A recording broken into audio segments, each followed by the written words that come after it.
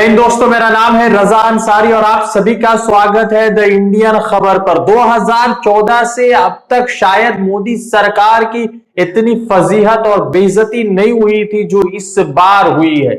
आज supreme court ने Bilkis Bano rape मामले में एक ऐसा फैसला सुनाया जिसने प्रधानमंत्री नरेंद्र मोदी, भूपेंद्र पटेल और गृह मंत्री अमित शाह के सियासी बिसात को एकदम हिलाकर रख दिया। सुप्रीम कोर्ट ने कहा कि जिस तरह से गुजरात सरकार ने 11 दोषियों की जल्द रिहाई की बात की थी वो अवैध था, और साथ ही साथ सुप्रीम कोर्ट ने कहा कि जिस तरह से उनको रिलीज किया गया है उनको फिर से जेल जाना होगा और 2 हफ्ते के अंदर सरेंडर करने की बात की गई है। आपको बता दें कि सुप्रीम कोर्ट ने आज एक बड़ा फैसला सुनाया। सुप्रीम कोर्ट में जिस तरह से आज जो है फैसला दिया गया उससे तो एक बात स्पष्ट हो गई है कि सुप्रीम कोर्ट ने मोदी सरकार के लिए एक नई मुसीबत खड़ी कर दी है। आपको मालूम होगा कि साल 2022 में जब देश अमृत महोत्सव मना रहा था, प्रधानमंत्री नरेंद्र मोदी देश के अलग अलग हिस्सों में प्रचार प्रसार के जरिए 75वां डे जो इंडिपेंडेंस डे मनाने की बात वो कर रहे थे, उसी दिन जो है इन 11 दोषियों को मुंबई के जेल से रिहा किया गया। और इन 11 दोषियों की रिहाई के बाद लगातार भारतीय जनता पार्टी के ऊपर यह सवाल उठने लगा कि बेटी बचाओ बेटी पढ़ाओ का नारा देने वाली सरकार आखिर इन 11 रेपिस्टों को क्यों रिलीज कर रही है।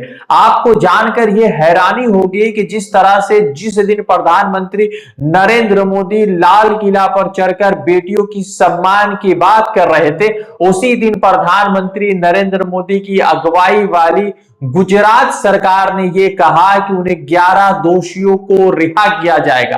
आपको मालूम होगा कि उन दोषियों की रिहाई के बाद गुजरात का इलेक्शन हुआ और भारतीय जनता पार्टी पहले के मुकाबले में ज्यादा सीटों से चुनाव जीत कर आई।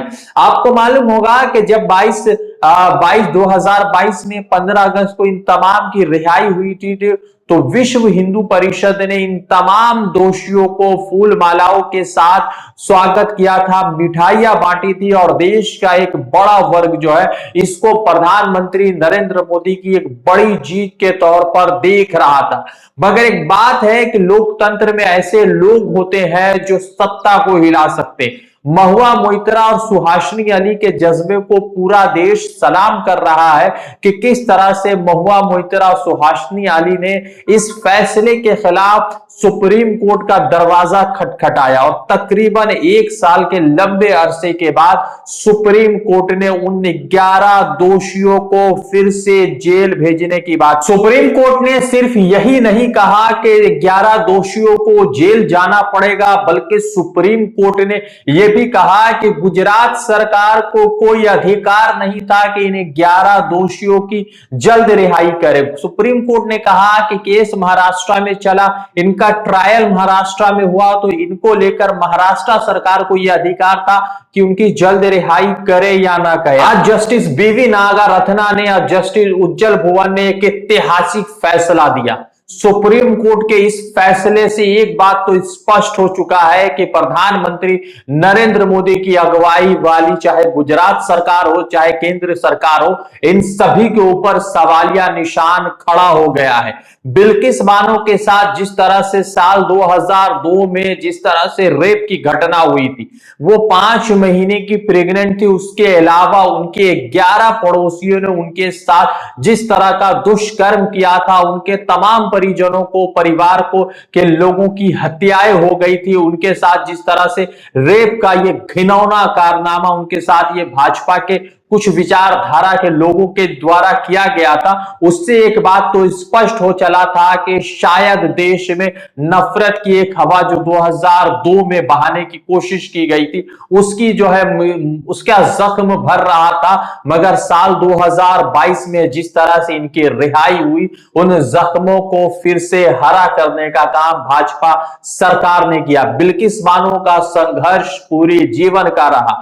बिल्किस बानो जिस तरह से साल 2002 के बाद टूटी नहीं और लगातार इंसाफ की भीख मांगती रही। और सुप्रीम कोर्ट ने जिस तरह से आज साल 2024 में यानी कि 22 वर्षों बाद एक ऐसा फैसला सुनाया जिसने शायद यहां के लोग, यहां के न्यायपालिका पर जो लगातार सवाल उठ रहे थे, शायद उन सवालों को जवाब देने का वक्त आ चला है। आज आपको बता दें कि जिन 11 दोषियों की रिहाई को लेकर सुप्रीम कोर्ट ने फैसला सुनाया, उन फैसले के पीछे महुआ मोइत्रा, सुहासिनी अली और ना जाने हजारों ऐसे लोग थे जिन्होंने सुप्रीम कोर्ट के समक्ष जाकर उनकी रिहाई के खिलाफ अर्जी दाखिल की। साथ ही साथ सुप्रीम कोर्ट ने एक बड़ा अहम निर्णय यह भी दिया कि साल 2022 में मई के महीने में जिस तरह से कोर्ट को भ्रमित करके, कोर्ट को झूठे गवाह या कोर्ट को फ्रॉड के जरिए जो है पटिशनर की रिहाई की गई थी, उसके लिए गुजरात सरकार को भी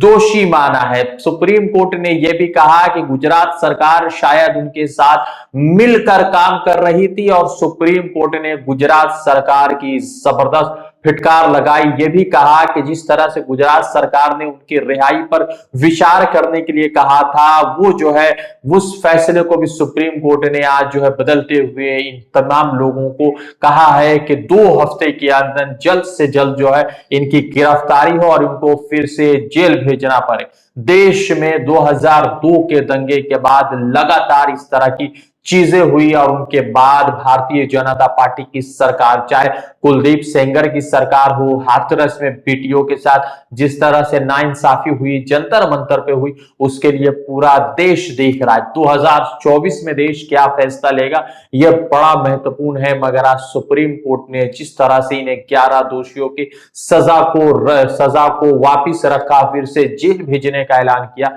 तो शायद ये तो तय हो गया कि जिस तरह से निर्भया को इंसाफ मिला था, बिल्किस को भी इंसाफ मिल रहा है। और बिल्किस जिस तरह से लड़ रही थी, तो हिंदुस्तान की बेटियों के लिए एक मिसाल बनकर सामने आई। आपको क्या कहना है? आप इस फैसले से किस तरह से खुश हुए, किस तरह से आपके विचार सामने आ रहे हैं, आप कमेंट बॉक्स में जरूर बताएं। वीडियो अच्छा लगा तो चैनल को सब्सक्राइब करके वीडियो को शेयर करें। धन्यवाद।